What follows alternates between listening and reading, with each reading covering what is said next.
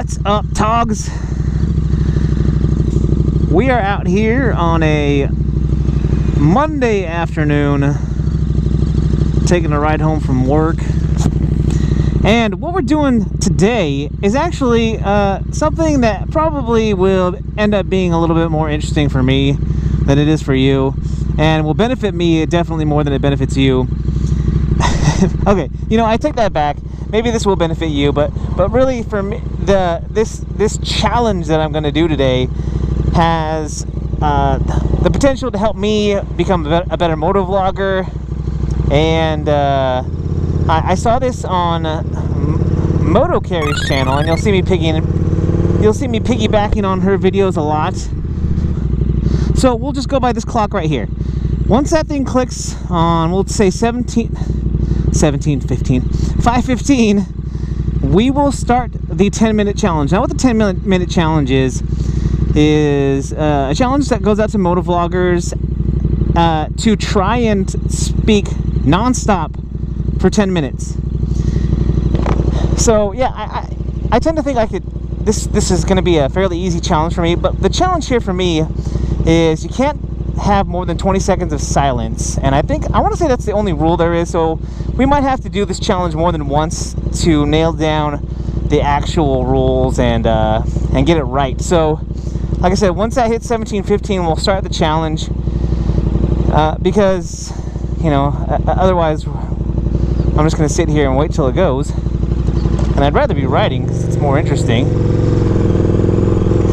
But we've got this the new mounts set up here, and we're good to go, because now it's a little bit more interesting here with the rear-facing camera. I always enjoy having you guys in on the conversation. So it's going to flop here to flop. It's going to go to 17:50 here, and we'll start this 10-minute challenge. Lane splitting. Love it.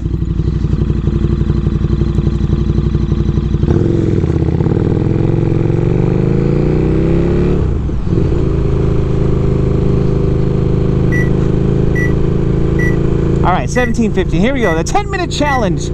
Here we go, folks. So, I didn't come into this challenge empty-handed. We're not going to just try and talk about nothing here, because not only would that 10-minute challenge be super boring for me, that'd be super boring for you. So I actually came into this challenge with a topic in mind, and it's something that I feel fairly passionate about. I feel like when I'm passionate, oh, that's the other thing. We can't edit this out. So starting at 17:15, there will be no cuts. And you're just, like I said, if I say a lot or I'm stuttering, you're just gonna get that unfiltered, raw, that one guy. All right. So again, like I said, this is a topic I'm pretty passionate about, and I think people in general are passionate about this topic because it's something that that stirs things up in people, right? So the topic I wanted to talk about today is respect. And I kind of wanted to nail it down. I kind of wanted to narrow it down into a little bit more specific of a topic than respect in general, because, you know, I could talk for half an hour nonstop about respect. Whew, getting a little foggy in here.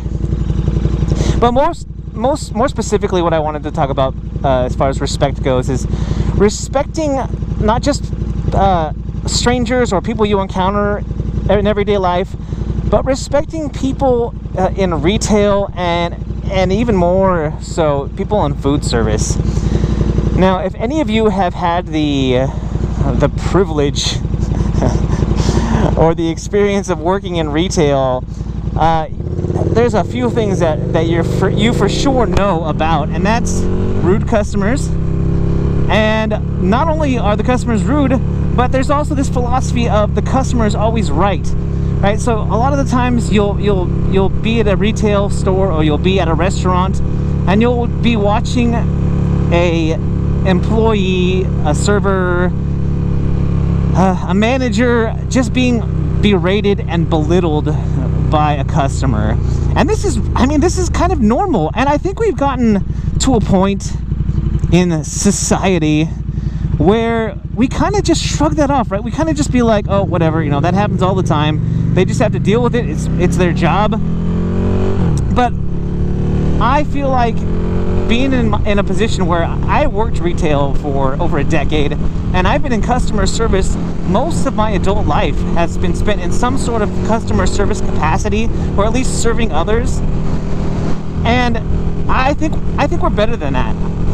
I think we're better than that as Americans, and I think we're definitely better than that as a society and as people in general. I'm not just talking about America. I'm not just talking about the West Coast. I'm talking about people in general. So I don't care where you are in the world.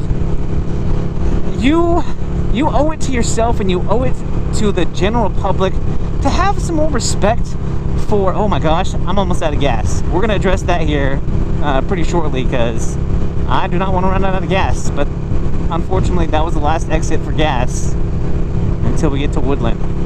So we're going to cross our fingers here, because some of this video of this 10-minute challenge might be of me pulled over on the side of the road waiting for that one gal, my wife, to bring me some gas. Crossing our fingers that doesn't have to happen, right? I've only had that happen one time, and it was when I first got my license. Hey buddy, come on, you're getting on the freeway, you got to get on at the speed of traffic. See how respectful I did that? Yeah, I deserve some credit for that. So now let's talk about specific examples. So I went to go get this phone fixed. Actually, they gave me a brand new phone because for some reason the little lens on the camera cannot be replaced. They have to just give you a new phone. What I'm sure happens is that you turn the phone in and they turn it into a refurbishment place, and that ends up getting resold. But anyway, that's besides the point. Went in to get my phone fixed, and I'm waiting in line. I have an appointment, so I'm just going to be in and out. And there's a lady waiting to get helped, and she asks, you know, how long of a wait is it going to be? I don't have an appointment. And it was a Saturday afternoon, and I don't know if you've ever been to an Apple store on a Saturday afternoon, but it is a madhouse. So, you know, I was thinking to myself, she's not going to get in today. So the person says, well, there's going to be about a 2.5 hour wait. Is that okay? And the lady says, no, that's not okay. And she just goes off on this employee. Meanwhile, the employee is just taking it. And my hats go off to Apple, because I've always had great experiences with Apple employees. As frustrated as you might be when you go into the Apple store, or any complaints that you might have about their products, their service is world class. It really is, and I know that they pride themselves in that. So that's something that I will definitely take my hats off to Apple service. So anyway, you know, she's yelling at her about how her phone doesn't work and whatever problem she's having with her phone. And gosh, that girl just was really, she did so well in the circumstances that she was faced with, to just stay calm and really be professional about it. I can't tell you how many times I've witnessed waiters and waitresses and servers. I don't know if there's a general term for people who work in food service and restaurants, but how many times I've seen them belittled, how many times I've seen them do a great job and not get tipped because people are jerks. People are jerks, okay? I don't like to make broad sweeping generalizations, so there you go. Sorry, people. So, you know, my wife worked one day at a restaurant, at her friend's parents' restaurant in high school, and she says she will never do that again. She will never work at a restaurant again. She was sexually harassed, and you know, it was disgusting. And I would tend to believe that happens to people in the food service like every day. So, you know, they've got to have thick skin, and they've got to be professionals, and they earn every dollar that they work for. So my plea to you, if you're watching this video, this is more than just a 10-minute challenge, because I would like all of you to walk away from this video a new person. No, I want you to walk away from this video though with a sense of accountability.